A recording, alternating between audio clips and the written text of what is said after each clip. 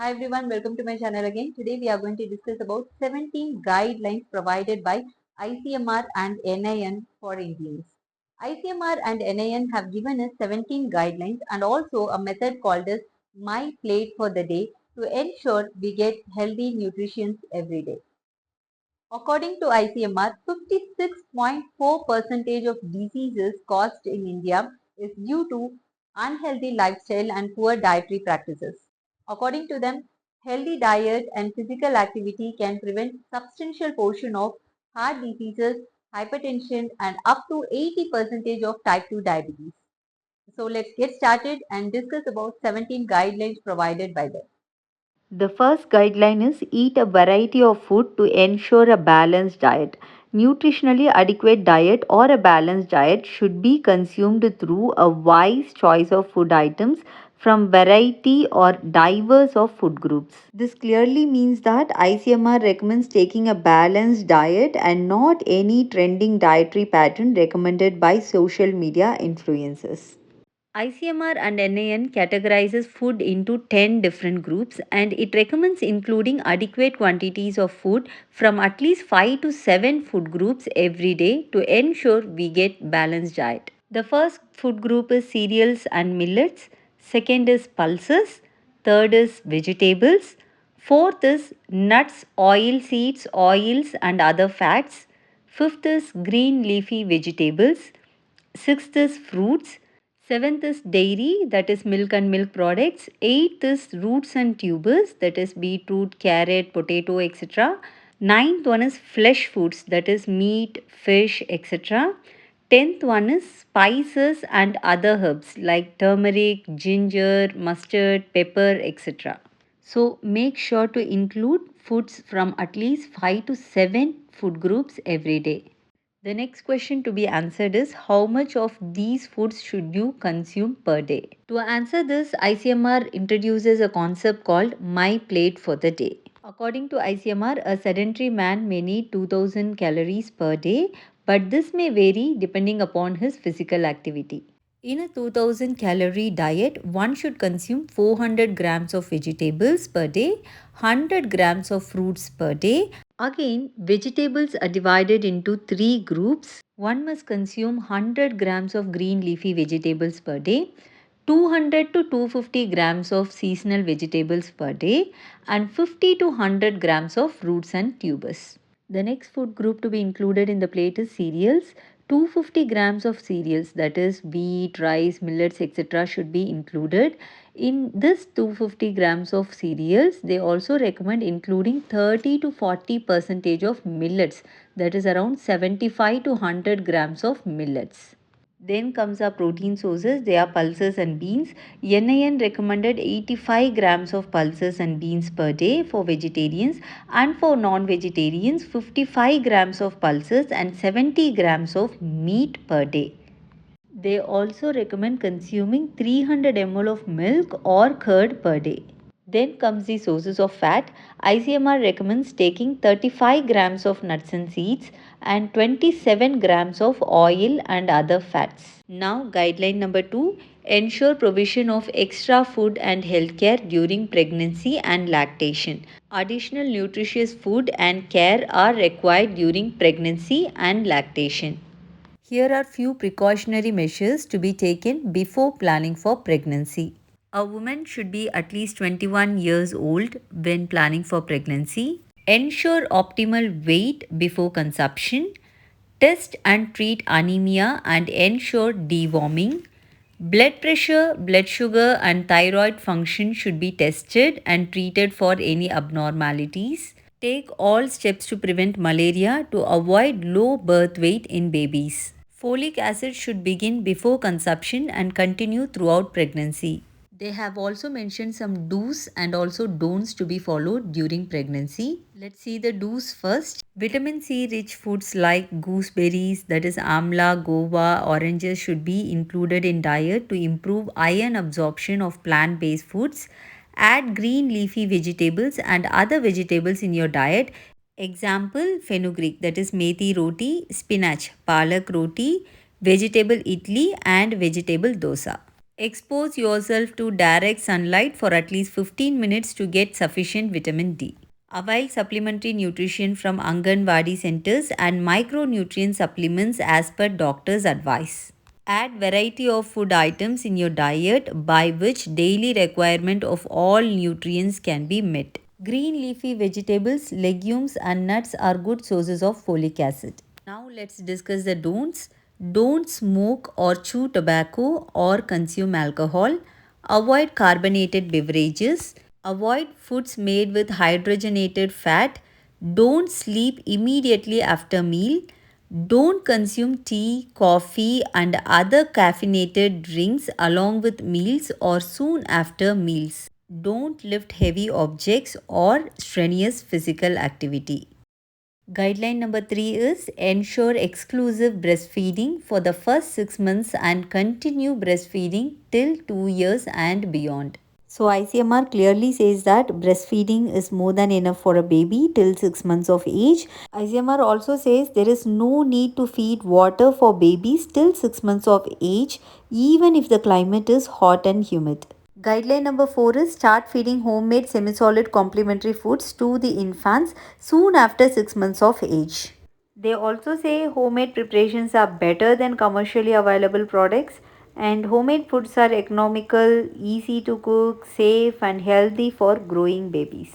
Breast milk alone is not enough to meet the increase in requirements for a child after 6 months of age. Complementary food should be introduced soon after 6 months of age and breastfeeding should be continued till 2 years of age. Feed complementary food at least 2 to 4 times a day depending upon child's age. Provide locally available fruits and vegetables, eggs and meat and also milk. Limit the use of salt in complementary food preparation. Guideline number 5 is ensure adequate and appropriate diets for children and adolescents, both in health and sickness.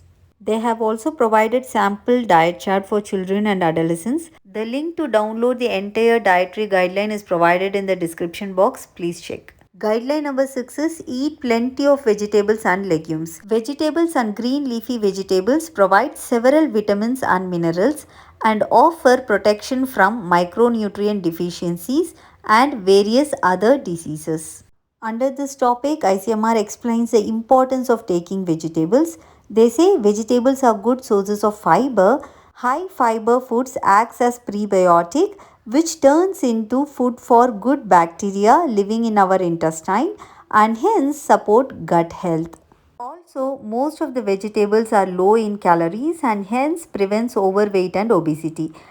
ICMR says most of the vegetables provide less than 20 calories per 100 grams. Fruits provide less than 60 calories and roots and tubers like potatoes and yams provide 70 to 100 calories per 100 gram. Another recommendation of ICMR is to use microgreens. Microgreens can be grown easily in every home and they come with loads of health benefits even when consumed in very small quantities. Microgreens are rich sources of amino acids, fatty acids, micronutrients, and also other phytochemicals. They have strong antioxidant capacity as well. Microgreens of amaranth, basil, mustard, peas, parsley, beet, coriander, broccoli, celery, etc. have shown excellent health benefits. The microgreens of red cabbage have been shown to modulate the lipid profile favorably. That is, they reduce the amount of bad fat in our body and increases the amount of good fat in our body. Microgreen of fenugreek show anti-diabetic activity. They also say in India, intake of vegetables and fruits is extremely low. People in India eat merely 100 to 200 grams of vegetables and fruits per day, while the recommendation is 500 gram per day. Intake of recommended amount of vegetables and fruits can decrease the risk of chronic non-communicable diseases such as diabetes, hypertension, stroke, coronary heart disease and cancer. So consume 100 grams of green leafy vegetables, 250 grams of other seasonal vegetables and 50 grams of roots and tubers per day. Consume at least 100 grams of fruits per day. They also say no single vegetable or fruit can provide all the essential nutrients, so include variety of vegetables and fruits in your diet. They also say prefer root vegetables like carrot, radish, beetroot, turnip, etc. over tubers like potato, yam, colocasia, etc. Guideline number 7, use oils, fats in moderation. Choose a variety of oil seeds, nuts, nutri cereals, and legumes to meet daily needs of fats and essential fatty acids. They say there are three types of fatty acids, that is saturated fatty acids SFA, monounsaturated fatty acids, that is MUFA, and polyunsaturated fatty acids PUFA. Our body can synthesize SFA and MUFA, but our body cannot synthesize PUFA, that is omega 6 and omega 3 fatty acids. So it's mandatory to take omega 3 and omega 6 through diet. Omega 6 is commonly found in most of the foods, while omega 3 is available in walnuts, flax seeds, chia seeds, soya bean, fenugreek seeds, mustard, and leafy vegetables. Marine fish and other seafoods and eggs are also natural sources of omega 3 and omega 6. Our body needs 6.6 gram of omega 6 and 2.2 gram of omega 3. And this requirement can be easily met through balanced diet and adequate intake of nuts and oil seeds. Hence, ICMR clearly says that there is no need to include any cooking oil in our diet. But just because we are used to cook with oils, we can use oils limitedly, that is only up to 27 to 30 grams of oil per day. Interestingly, and contrary to most of the social media influencers, they clearly say that ghee is not a healthy option. Ghee is rich in saturated fatty acids, and hence we should totally avoid ghee usage, and if we use ghee, we can limit the usage to only 1 to 2 teaspoons per day. They have also discussed about various types of oils based on processing. They are refined oil, virgin oil, cold press oil, etc. They say oils extracted from seeds and vegetables contain several undesirable compounds like free fatty acids, waxes, hydrocarbons, pesticide residues, aflatoxins, and allergens. These undesirable compounds are removed through several refining processes, and several additives like preservatives are added to these oils, and hence the consumption of oil should be in moderation. They say other type of oils like virgin oil, cold press oil also have the same undesirable compounds, but they are not removed through refining processes. Nutrients such as antioxidants and phytonutrients are preserved because they are not processed. ICMR do not claim that virgin oil or cold pressed oil is superior to normal refined oil, because ICMR recommends taking only 4 to 6 spoons of oil per day. So, the small amount of antioxidants and phytonutrients present in these oils may not have much health benefits. Next comes hydrogenated fat. Hydrogenated fat means vanaspati. During hydrogenation, the liquid oil becomes solid because MUFA and PUFA are converted into SFA, that is saturated fatty acid, and trans fat. Current evidence indicate that intake of trans fatty acids can increase the risk of heart disease and stroke and are more harmful than saturated fatty acids. They also say repeated heating of oil should be avoided. Repeated heating of oil results in oxidation of PUFA, leading to generation of compounds which are harmful or toxic and may increase the risk of cardiovascular diseases and cancer. Vegetable oil once used for frying should be filtered and may be used for curry preparations, but using the same oil for frying again should be avoided. And such oil should be consumed in a day or two and should not be stored for longer duration. Guideline number 8 is Obtain good quality protein and essential amino acids through appropriate combination of foods and avoid protein supplements to build muscle mass. We all know that proteins are building blocks of our body. We need proteins to maintain muscle mass. Apart from this, protein has many other functions. To know more about this, watch my video all about proteins. In this video, I have explained most of the points said in this guidelines. ICMR says we need 0.83 grams per kg of body weight.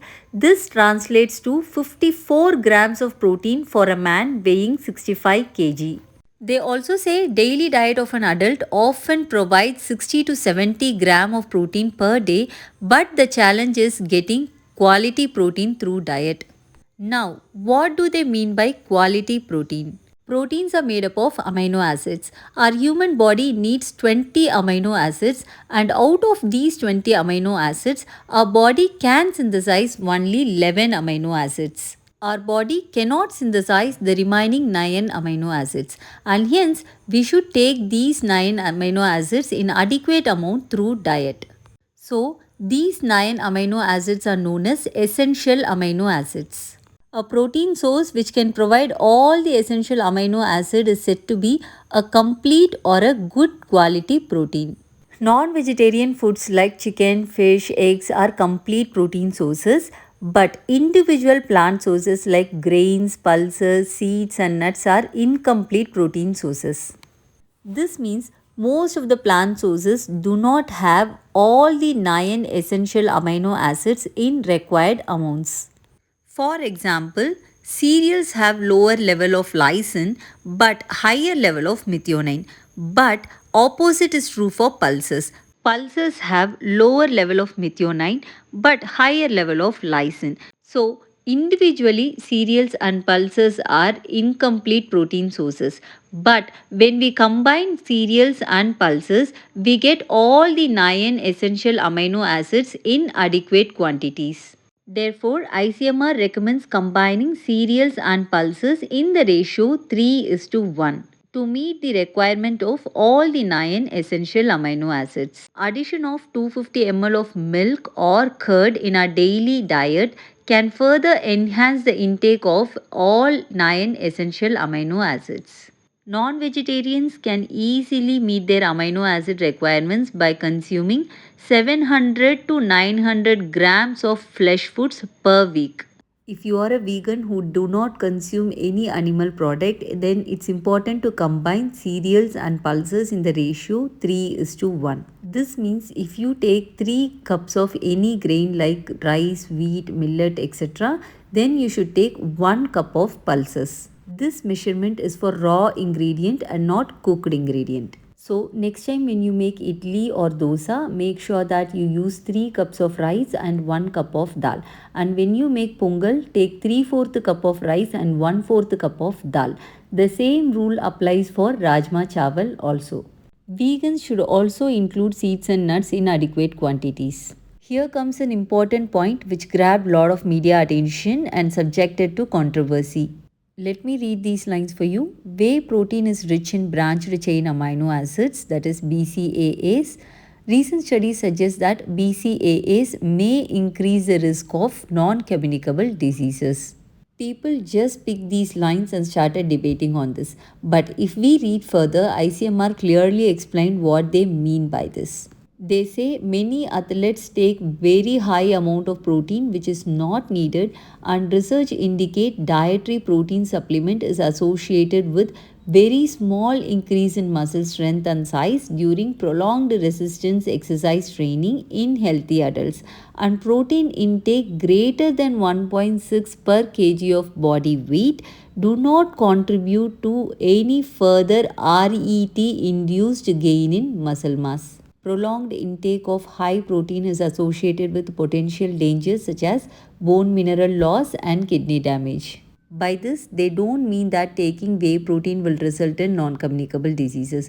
What they mean is there is no need to take too much of protein, that is more than 1.6 per kg of body weight, in the form of supplements. That is too high. In India, people struggle to get even recommended amount of protein, that is 0.8 gram per kg of body weight. This statement is applicable for people who take too much of whey protein thinking that it will increase muscle mass. Remember, one scoop of whey protein gives only 30 grams of protein. It's fine to take one scoop of whey protein if a person is not able to meet his daily protein requirement through diet, especially if he has food allergy or any other complication that can restrict their diet. It's always better to take protein through diet, but if you are not able to meet protein requirement now and then because of busy schedule or other restrictions, it's okay to take a scoop of whey protein on those days. They also clearly say that if you are not physically active, protein will not help in muscle building. Guideline number 9 is adopt a healthy lifestyle to prevent abdominal obesity, overweight, and overall obesity. They also say not just overweight and overall obesity, increased waist circumference, that is abdominal obesity, can increase the risk of lifestyle diseases like type 2 diabetes, fatty liver, gallstones, joint disorders like osteoarthritis, hypertension, and other cardiovascular diseases. It can also increase the risk of certain cancers and also psychosocial problems. About 25% of Indians are overweight or obese. As per WHO, the normal BMI range for adults is 18.5 to 25 kg per meter square, but for Indians, the normal BMI range is between 18.5 to 23 kg per meter square. This means if our BMI is more than 23 kg per meter square, then we are considered as overweight. BMI is a measure to know overweight and overall obesity, while waist circumference is considered for abdominal obesity. For men, the waist circumference should be less than 90 cm, and for women, it should be less than 80 centimeters. Here are few tips from ICMR to lose weight. Eat healthy diet rich in vegetables, whole grains like millets, pulses, beans, seeds like chia seeds, flax seeds, etc. Avoid high fat, sugar and salt foods like sweets, biscuits, cakes, fruit juices, etc. Remember, even homemade foods can be high in fat, sugar and salt. Do regular physical activity and yoga. Weight reduction diet should not be less than 1000 calories because too much restriction in calories can result in muscle loss. It is also advised to consume more protein during calorie restricted diet to prevent muscle loss. That is, 500 to 700 calories should come from proteins. But they say even high protein cannot prevent muscle loss if your calorie intake is too less, that is less than 40% of your daily requirement. Practice portion control. Snack smart, that is choose handful of nuts, plain yogurt, cut vegetables with some spices for snack and avoid junk foods. Choose lean meat such as skinless poultry and fish because these are less in saturated fats. Use healthy cooking methods like steaming, baking, grilling, or sauteing with minimal oil rather than frying foods. Limit sugary beverages like soda, fruit juices, or energy drinks. Stick to plain water, herbal teas, or unsweetened beverages. Read food labels of packaged foods. Check for calories, added sugar, saturated fats, and sodium. They also suggest us to swap high calorie food with healthier options. They also ask us to prefer sprouts and salads instead of high calorie foods like donuts, prefer dry fruits instead of deep fried snacks like samosa, traditional sweets like chicky instead of foods like cakes, prefer natural drinks like tender coconut, buttermilk, lemon juice over carbonated beverages or energy drinks. Prefer whole fruits instead of juices. Prefer homemade fresh chutneys instead of jam, sauces, and dips. They have also suggested a sample diet chart, and this diet chart is for a man weighing 65 kg and with ideal BMI. For breakfast, they suggest soaked and boiled whole grains 90 grams, pulses, that is boiled red beans, black beans, lobia or chickpeas, etc. for 35 grams, green leafy vegetables 50 grams, vegetables 50 grams, nuts 20 grams. For lunch, they again suggest cereals and pulses combination. cereals 100 grams, pulses 30 grams. Non-vegetarians can include meat instead of pulses. Vegetables 150 grams, green leafy vegetables 50 grams, nuts and oil seeds 20 grams, curd 150 ml or paneer of equivalent quantity. End your meals with 50 grams of fruits. They suggest 50 ml of milk as evening beverage. For dinner, they suggest cereals 80 gram, pulses 25 gram, vegetables 100 gram, oil 10 gram, curd 100 ml, fruits at the end of the meal, that is 50 gram of fruits. This chart provides around 2100 calorie per day, and they suggest us to use less than 30 gram of oil and 5 gram of iodized salt while preparing food. The same diet chart is suggested for even females, but since their calorie requirement is just 1600 calories per day, the amount of cereals is reduced by 20 grams and pulses is reduced by 10 grams in each meal. Please check my detailed video on diet for weight loss. The link is available at the top of this video. Guideline number 10 is be physically active and exercise regularly to maintain good health. Regular physical activity, yoga, and exercise can keep one physically, mentally fit and promote good health. They recommend 30 to 45 minutes of physical activity for adults and more than 60 minutes of physical activity for children. They also recommend combination of physical activity, that is combining aerobic exercise like walking, jogging, running, etc. with muscle strengthening exercises like weightlifting, balance activity, flexibility activity or yoga. They say being physically active can reduce the risk of chronic diseases such as diabetes, high blood pressure, heart disease, osteoporosis, arthritis, and certain types of cancer. It also creates a sense of well-being. Please refer my video on exercise for weight loss. The link is on the top of this video. Guideline number 11 is restrict salt intake. Salt contains sodium chloride.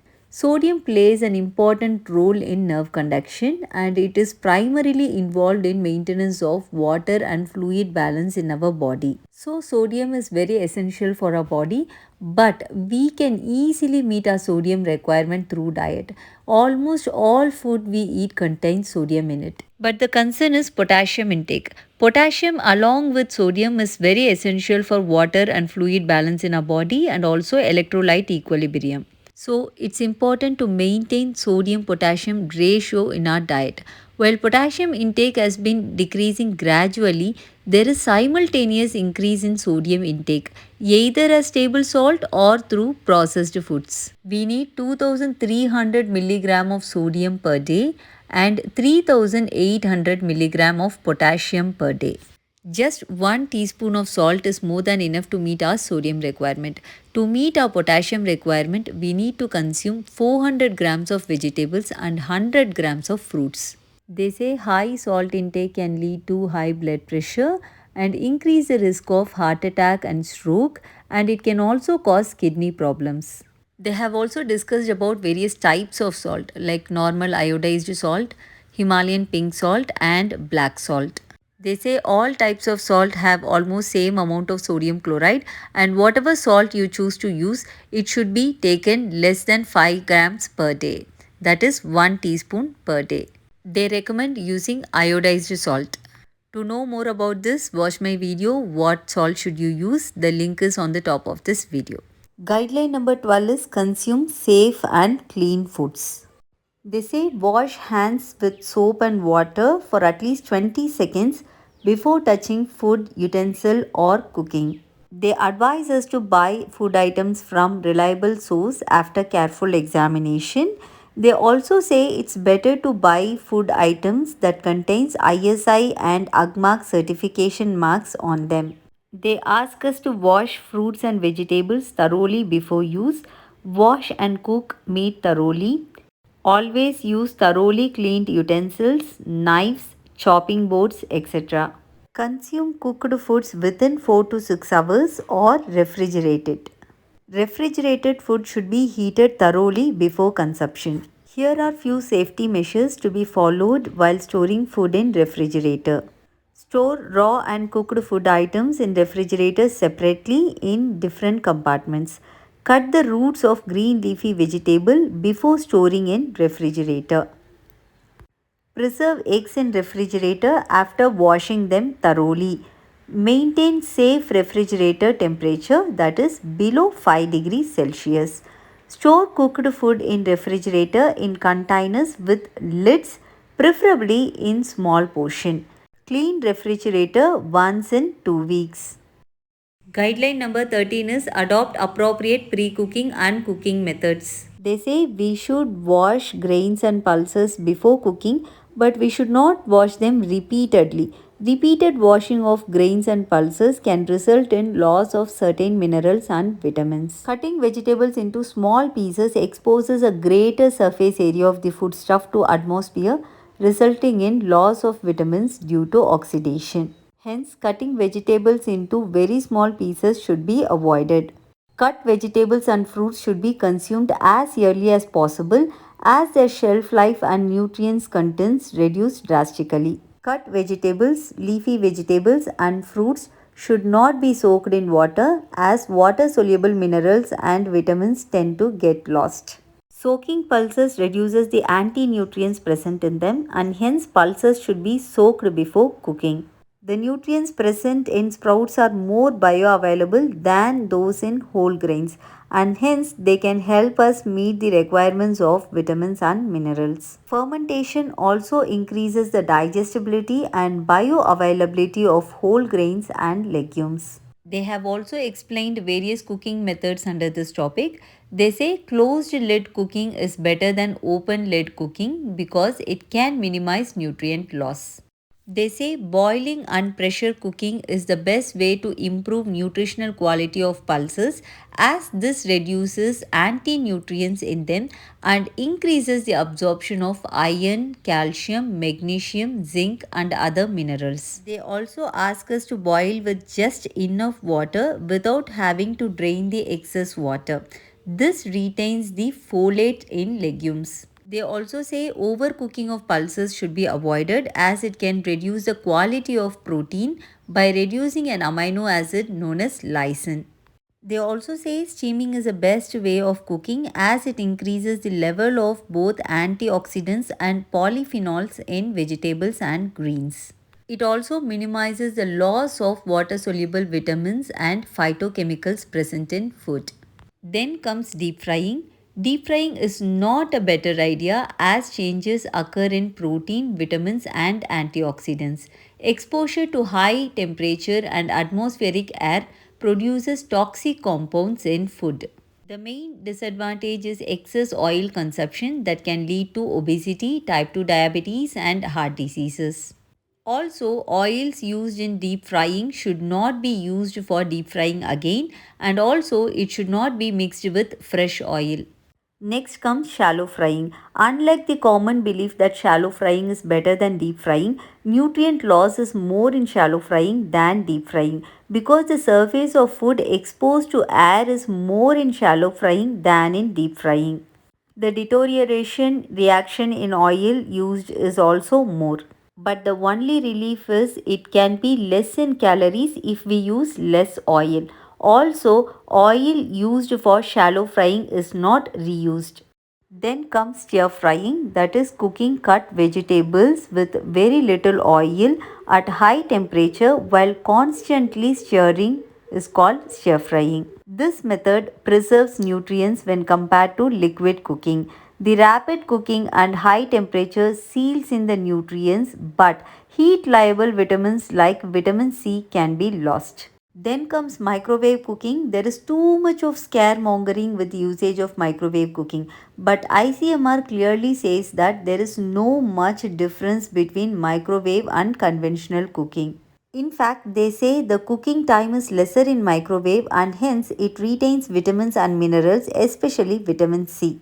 They recommend using glass or ceramic vessels than plastic vessels. Then comes barbecue and grilling. In barbecue and grilling, nutrients are preserved and they are less in calories as extra fat drips out of the food which cannot be reabsorbed.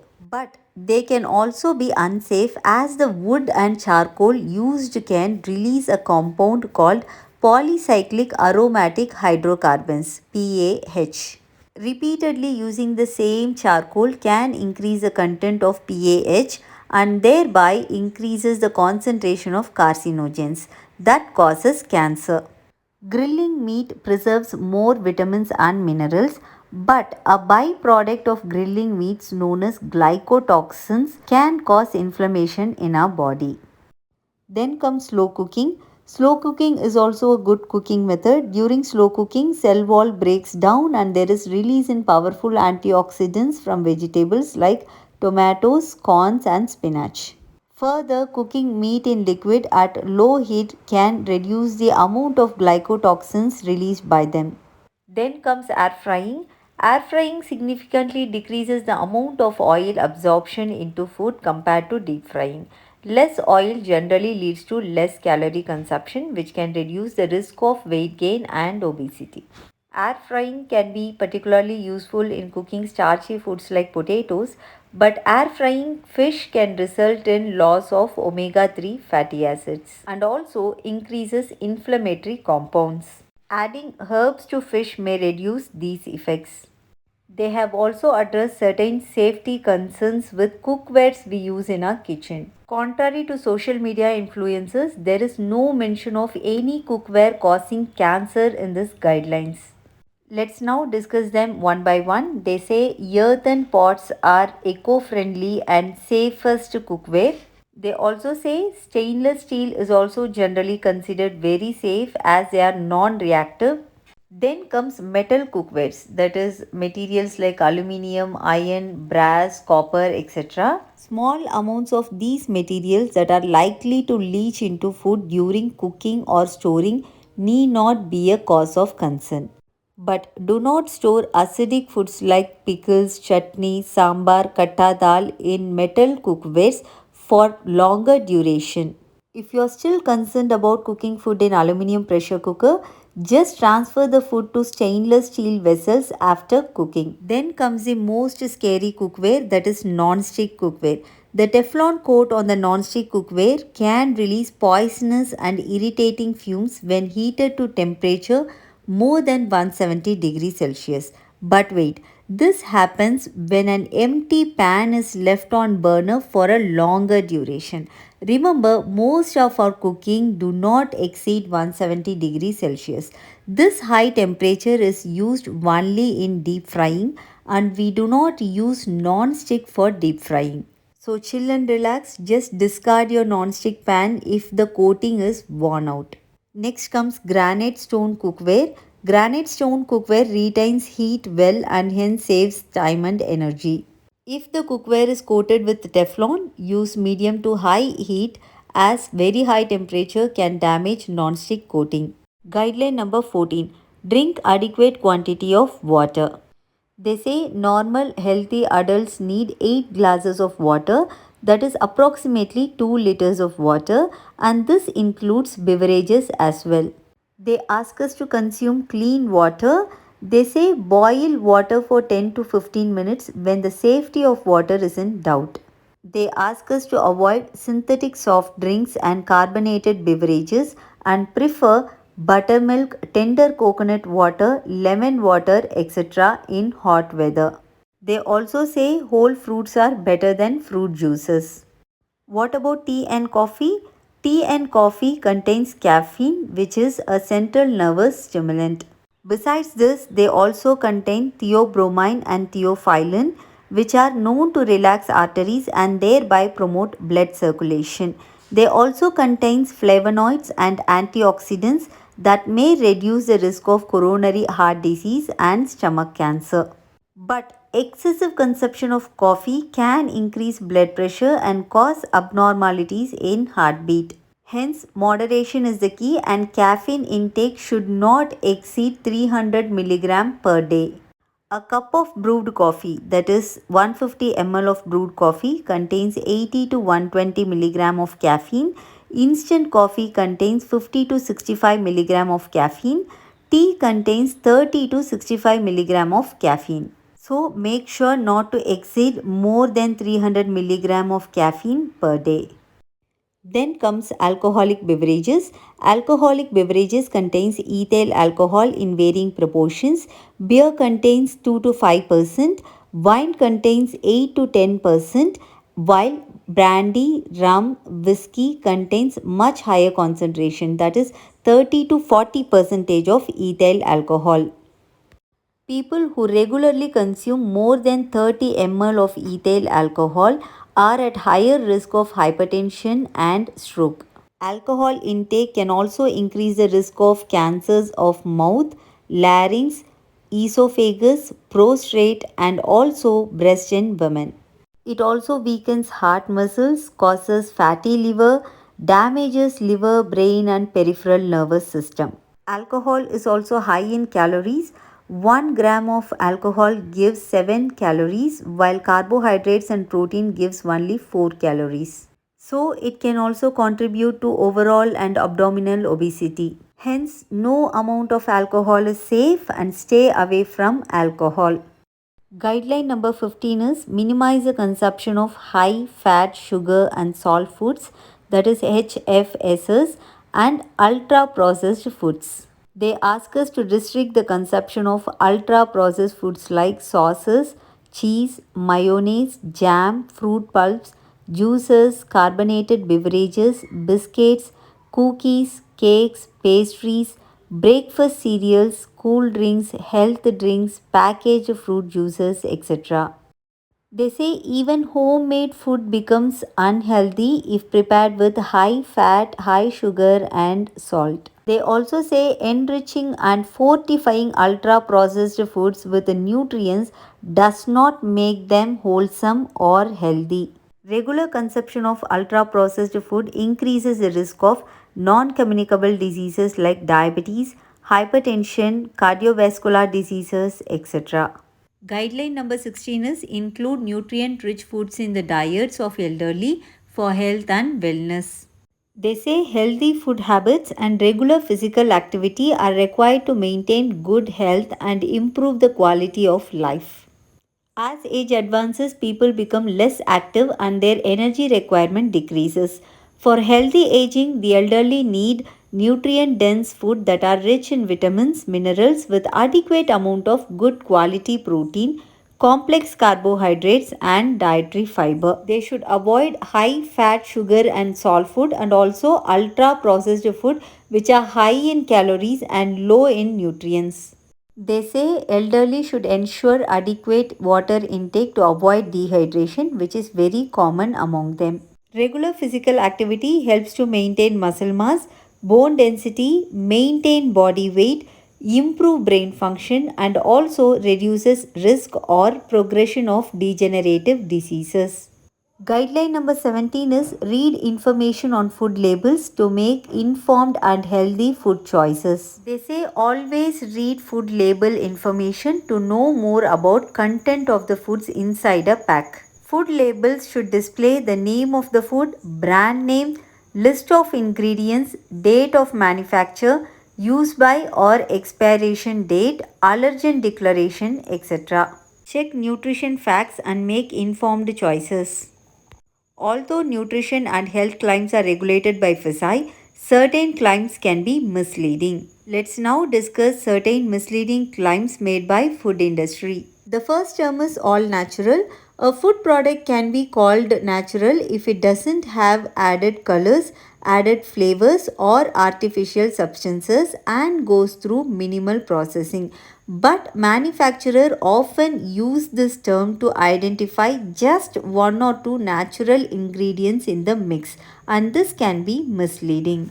Hence, always cross-check this claim by reading list of ingredients provided in the pack.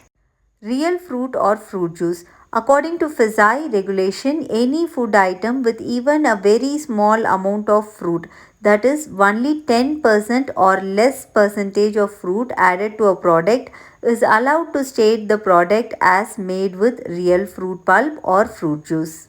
But the product claiming to have real fruit may have added sugar or other additives with only 10% of fruit pulp. The next term is whole grain. Even whole grain loses its nutrient value when ultra processed. Hence, they are not a healthy choice. The next climb is low fat or light. Many low fat or non fat food may still have lot of calories. Often these foods have extra sugar, refined flour to make them taste better. They are loaded with refined and simple carbs and hence they are not a healthy option. The next climb is light oil. Light oil simply means that it is more easily absorbed than other oils. However, it does not mean that it is low in calories since 1 gram of oil anyway will give you 9 calories. The next climb is no cholesterol or heart friendly. Plants do not make cholesterol. Hence, all plant based oils are naturally cholesterol free. However, all oils are 100% fat and when consumed in excess, no oil is heart friendly. The next climb is good source of protein, vitamin D or other nutrient. This is a very useful information. If you find this information on food label, it means a single serving of the food can provide you 10 to 19 percentage of your daily requirement of that nutrient. The next climb is sugar free. Sugar free foods are often perceived as beneficial for diabetes and weight loss, but this is not true. They may be loaded with fats, refined cereals, and even hidden sugars like maltitol, fructose, corn syrup, molasses, etc. So please read the ingredient list carefully. And they may also be high in glycemic index and also glycemic load, so they are not diabetic friendly or weight loss friendly. Here ends our detailed and long dietary guideline from ICMR and NIN. I think I should provide a summary now, so let's sum up. Eat 400 grams of vegetables every day, 100 grams of fruits, 200 to 250 grams of cereals, 60 to 85 grams of pulses and legumes, 35 grams of nuts and seeds, and 27 grams of oil. Grow and consume microgreens. There is no need to use any oil, but since our cooking practice involves oil usage, use them minimally. That is only 27 to 30 grams of oil per day. Try to get enough omega 3 by consuming marine fish, seeds, and nuts. Avoid ghee if possible and do not use vanaspati. Obtain good quality protein through diet by combining grains and pulses in the ratio 3:1. Animal foods like egg, lean meat, fish, milk, and curd are good quality proteins. Be physically active and do regular exercise to avoid obesity and improve muscle mass. All types of salt contains majorly sodium chloride and do not consume more than 5 grams of salt per day. Increase potassium intake by consuming green leafy vegetables. Consume safe and clean foods. Adopt appropriate pre-cooking practice like soaking, sprouting, fermenting, etc. These increase the bioavailability of nutrients. All cookwares are fine, but do not store acidic foods in metal vessels like aluminium, iron, brass, etc. Earthen cookwares are best. Drink adequate water. Tea and coffee are healthy if taken in moderation. Say big no to alcohol. No amount of alcohol is safe. Minimize the consumption of high fat, sugar, and salt foods and also ultra processed foods. Read information on the food labels and cross check the claims made by food industry on their packs. Let's thank the expert committee members who designed this excellent and detailed dietary guidelines for Indians. Special thanks to Dr. Hemalata R, the chairperson of the committee. Dr. Hemalata R is a highly qualified doctor and nutrition researcher and received many prestigious awards and honors for her extensive research work. Please like, comment, and share if you find this content useful. I wish you all a disease free, healthy, and happy living for the rest of your life. Thanks for watching today.